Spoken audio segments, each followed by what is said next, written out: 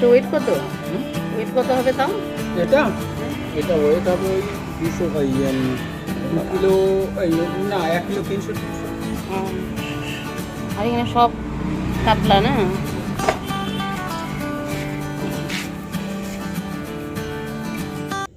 শুভ সকাল বন্ধুরা, আজকের ব্লগটা আমি এখান থেকেই শুরু করছি।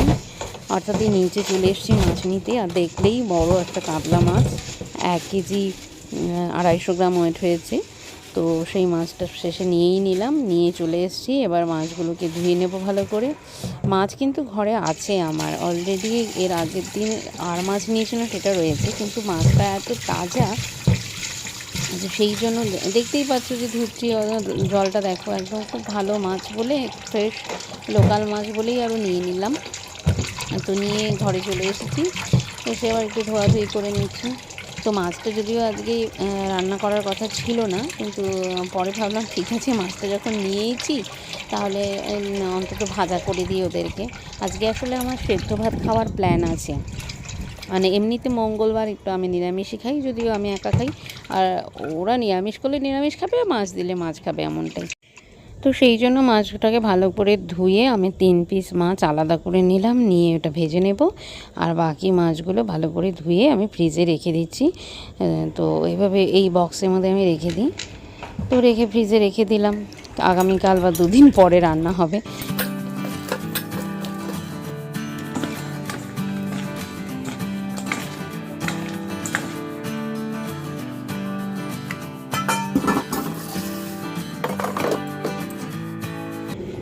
এয়ার ফ্রায়ারে মাছ ভাজা বসিয়ে দিয়েছি, এবার ব্রেকফাস্টের পায়লা।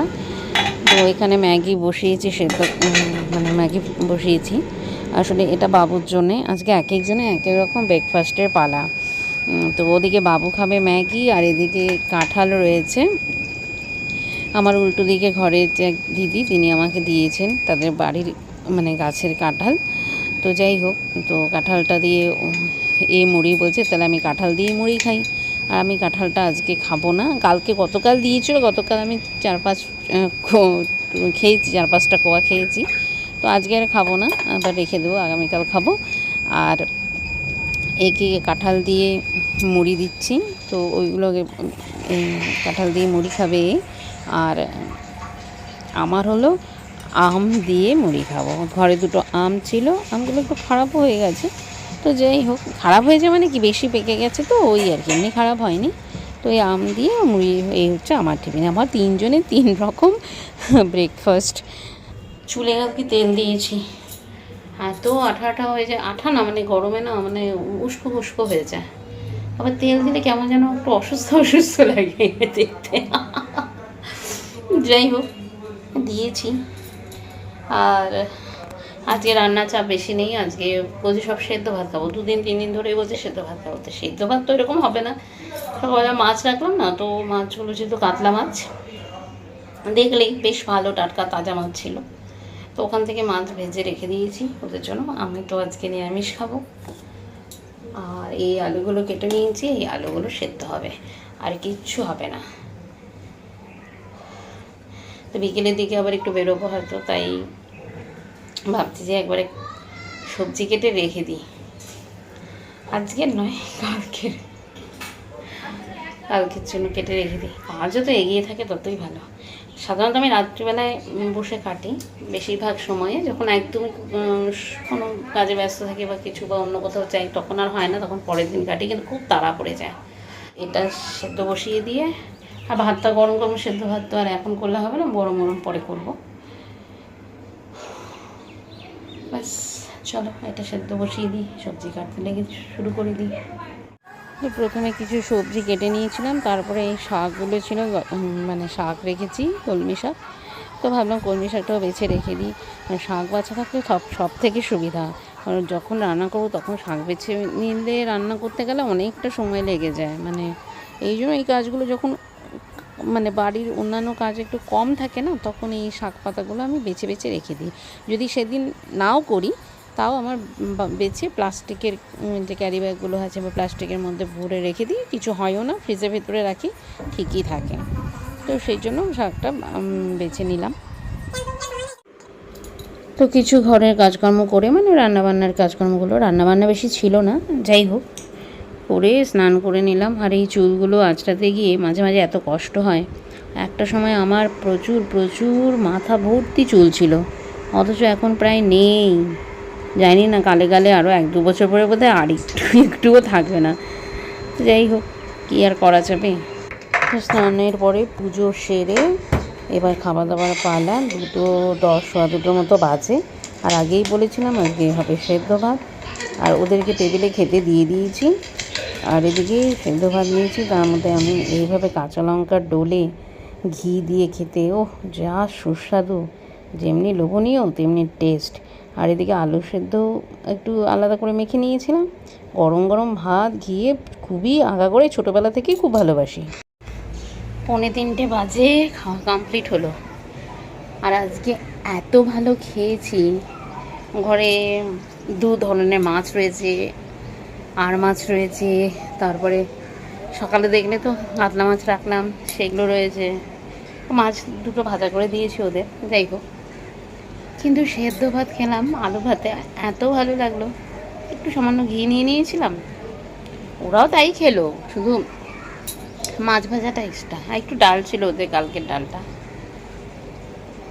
দারুণ খেলাম, মনে হয় আরও বেশি খেলাম আজকে। একটু রেস্ট করে নিই, শুই একটু, মোবাইল ঘাঁটি, ব্লগ এডিট করি। একটু এই বাবুর অত্যাচার। পেয়ারা পেয়ারা আমার প্রিয় খাবার পেয়ারা, জাম, লিচু। কালকে না মেখে খেয়েছিলাম কাসুন্দি দিয়ে, কিন্তু আমাকে তো মঙ্গলবার আর ইচ্ছে করছে না। সবাই খাচ্ছে, এই তো শুয়ে খাচ্ছে। পেয়ারা খাচ্ছ? তোর শেষ খাওয়া, ওর খাওয়া শেষ। দিন ধরে প্রচণ্ড রোদ্দুর, গাছগুলো জল পায়নি, এই গাছগুলোতে জল দেওয়া হচ্ছে।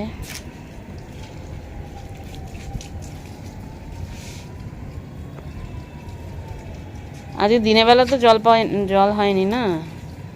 ওই যে মেঘগুলো, যাও জুম করি, ওই দেখো। আর ওই যে ওইদিকে চাঁদ।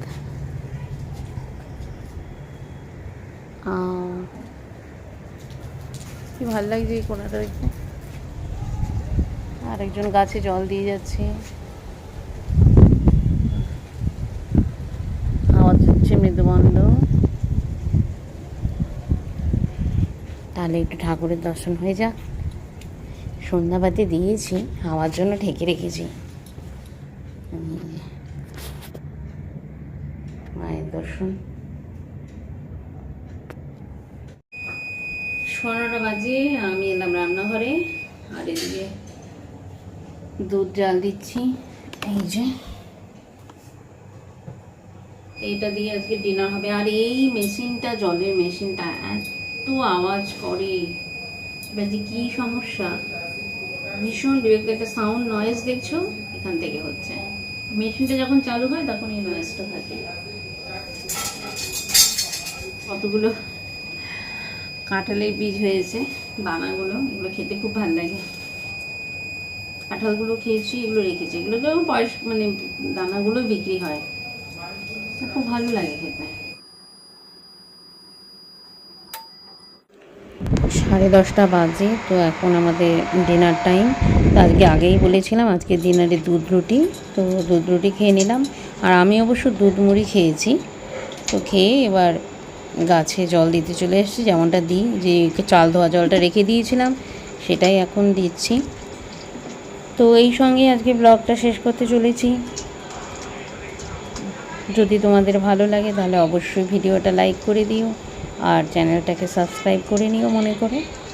আর কেমন লাগলো একটু কমেন্ট করে জানিও, ভালো মন্দ যেমনটাই ভালো লাগুক তোমাদের, অবশ্যই সেটা কমেন্ট করে জানাবে, ঠিক আছে? তাহলে দেখা হবে আরেকটি নতুন ব্লগে। Good night.